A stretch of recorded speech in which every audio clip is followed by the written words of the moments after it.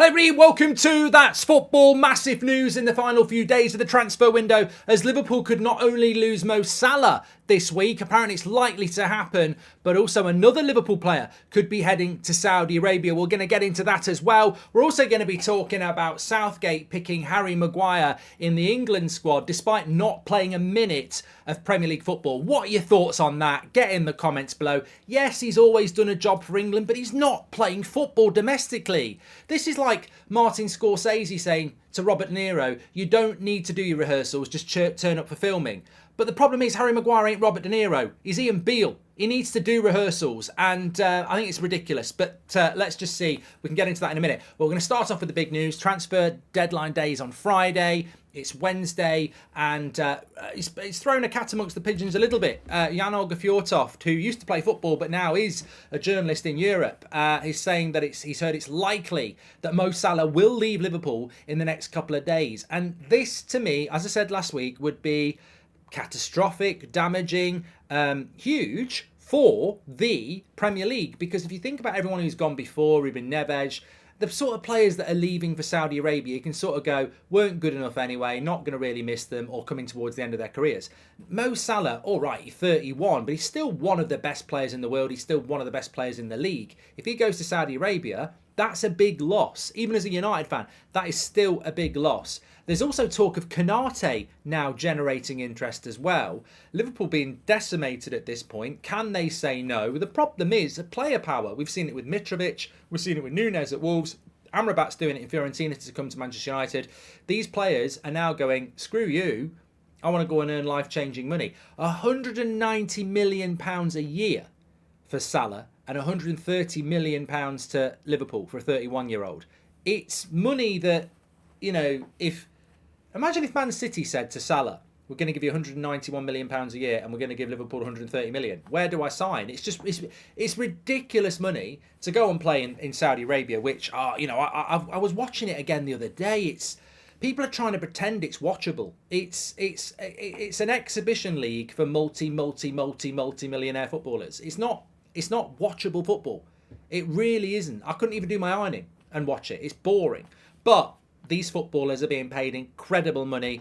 I think it would be a huge, huge loss to the Premier League. I think it would be a devastating blow to Liverpool. Look, Liverpool can pretend they've got Gakpo, Nunez, Jota, Diaz. They're all good players. Let's go and buy another winger in. But this is like, I'd say it's worse. But imagine if Man City just let Haaland go tomorrow. You know, the season's already started.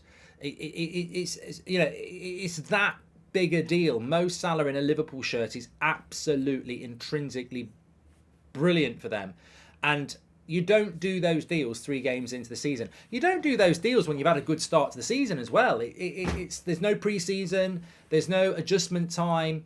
It really is just cashing in, isn't it? It's a mercenary choice from everybody. You know, Saudi Arabia, there's a load of money. Mo Salah, I want the money. Liverpool going, yeah, we'll take the money. It's anti-football, isn't it? Really, and that's not right. It's anti-football competition, because anybody in their right mind that is at the start of the season would go, no, we are not losing our best player at the start of the season when we've had a good start to the season. We're a football club. We're not a business. We're a football club. We want to be good as a football club, and this is a huge hole in our team, which is probably going to have a big impact on our season. We're not doing it, sorry, but ultimately money in football everyone's got a price, and we may well be about to see that. So, interested observer, get your comments in below. What are your thoughts? Should Liverpool take the money? I don't blame Salah, by the way. £190 million a year, 31 years of age. He's done everything at Liverpool. It's probably an area of the world which he's, more than happy to go and live in. I don't know, but for £190 million, a lot of us would. It's an exciting league to be part of. It's an exhibition league, in my opinion, but it's an exciting league. I don't blame Salah. In a way, I probably don't blame Liverpool. If the player's saying, I adamantly want to go, and you refuse it, you've got an unhappy player there. Player power. One thing Saudi Arabia has done, it has made players more powerful than ever. And more importantly, and more scarily, it's made agents more powerful than football clubs. Mino Raiola, rest in peace, would be a massive, massive victor in this. You know, you are literally, he was almost that anyway. But the football agent now is bigger than football clubs because they're like, on the phone to Saudi Arabia, do you want my player? Keep going, keep going, keep going.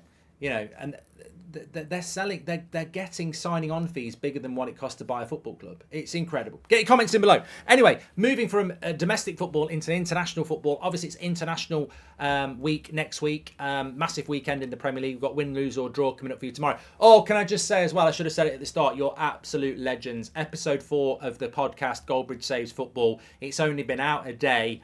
We've already had more listens than we've ever had on any of our other episodes after a day. Give it a listen. I was listening to it last night. I was laughing my head off at myself. How arrogant's that? But some amazing topics in there. We're talking about, you know, is there bias against United, which I'm sure a lot of you agree there is. It was double-sided as well. Best captain in the league. That is, I'm going to clip that up for a video for YouTube. It was so good.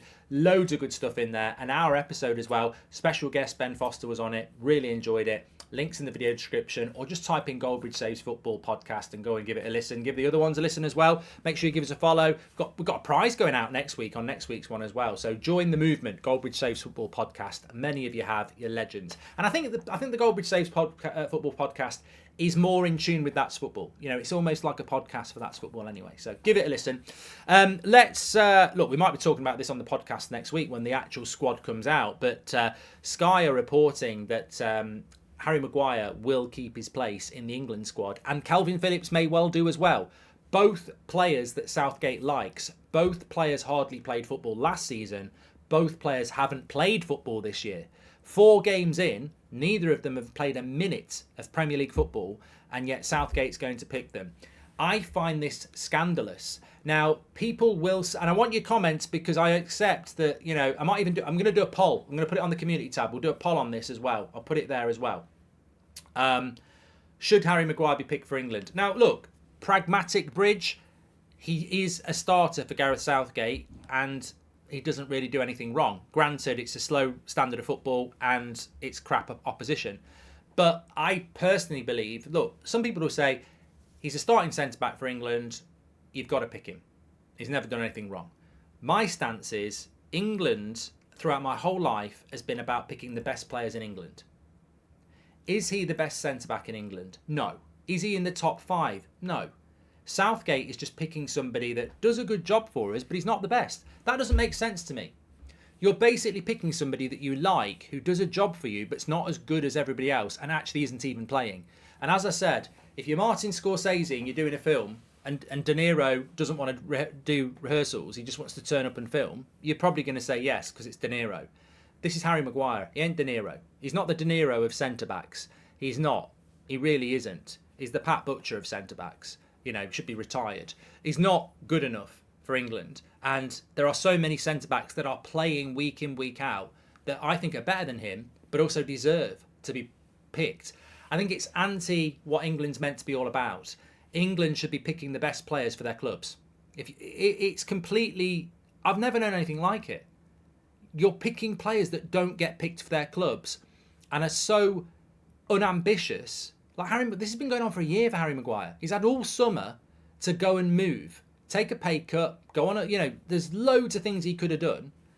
And if I was Gareth Southgate, I'd say, look, mate, you could have gone and played for West Ham. They put an offer on the table and you've hung around at United because you want a slice of the cake. And you've made that decision. So my decision is, you don't want to play football. You value your wage packet over playing football. That's fine. You've not got a move. Your agent's not got you a move. You're not playing for Man United at the moment. I don't think you will be playing for Man United unless there's an injury crisis. I also don't think you're one of the best centre-backs available at the moment. You're not in the squad. And I would have said this to him 3 weeks ago. So he's got time to move. But I think it's anti-competitive. I think it's nepotism, favouritism, whatever you want to call it. For me, it's all kinds of wrong to pick a player that didn't play hardly for his club team last year. In fact, he played more minutes for England last year in the season than he did for Man United, and he's not playing now. And also on top of that, Ten Hag's told him he wants to go. And on top of that, nobody in world football, you know, we've just spoken about what Saudi Arabia are willing to offer Mo Salah, £190 million a year. They wouldn't even take Maguire on a work experience thing. They don't want him. Nobody wants him apart from West Ham, and nobody will pay more than 30 million quid for him. And yet Gareth Southgate is basically operating a charity. Oh, we're playing crap anyway, you may as well play at the back. I just think it's ridiculous. He's not the best centre-back in England. He's not good enough, and he's not playing. And yet we're picking him. I think it's disgusting. I think it's absolutely disgusting. And I think those people who try and justify it completely miss the point. If you get picked for England, you've got to be playing for your club team and you've got to be playing well. He's doing neither of those things. As for Calvin Phillips, again, it's the same thing. Not playing well enough. But get your comments in below on that. I really want to see what you've got to say on it, because obviously I've got quite strong opinions on it. Make sure you smash a like on the video and subscribe. And don't forget the podcast, Goldbridge Saves Football. Give it a listen. Fantastic episode. Links in the description. It's the top comment as well. Speak to you all in a bit. Thanks for watching. Get your comments in below.